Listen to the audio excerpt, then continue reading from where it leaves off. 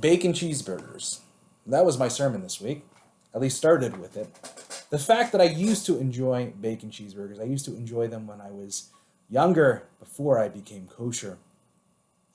And I used to imagine that one could never have a burger without such accoutrement. But of course, once I became kosher, I realized that I don't necessarily need these things, that actually a burger is pretty good without those things as well. We all have things that we desire in our lives. Being human means to desire. Human beings are imperfect. We will always be imperfect, and what it means to be a human being is to be imperfect. We are here one day, gone the next. But yet we feel the illusion that we need to constantly fulfill and fill up those things in which we lack. Yet that lack is ever growing. That list of the things that we want keeps on growing and growing, yet we keep on trying to fulfill those things. Every moment we have, we try to fill up with one more thing. Now we have these smartphones inside. We used to sit on a bench and wait for the bus or wait for a friend, and now we go on our smartphones and we're looking up and we're going on Facebook looking for our likes and who's going to email us next, trying to get that 1 minute in, because again, our desires are constantly pushing up. There's always another desire for us, another thing that we need to fill, another lack that we need to consume.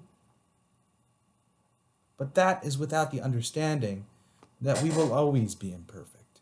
And when we constantly try to fill our lives with the things we think we lack and to fill that lack up, we actually don't make time in our lives for what truly is infinite, the only thing that truly is perfect, which of course is God. Which is why we spend so much of this period thinking about of Elul and our high holidays, the time in which we try to bring meaning back into our life, the holiness, to try to actually make ourselves better people. A lot of the times we start this with trying to understand how frail we are as human beings, how imperfect we will always remain, and that the true sense of perfection, the true source of holiness in our lives, is God. And sometimes if we're able to embrace the fact that we will always have lacks in our lives, always will have things that we want but should not have, it actually makes room for God. And so much of our Jewish spiritual journey and spiritual path is about making sure and being okay that we have things we lack, things that we desire, we can't have.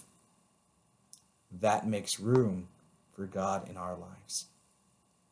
If you've enjoyed this, you should probably check out the whole sermon online at Temple of Aaron at our YouTube page. You can even see my wife, my co-rabbi, Rachel's sermon from last week. That was fantastic.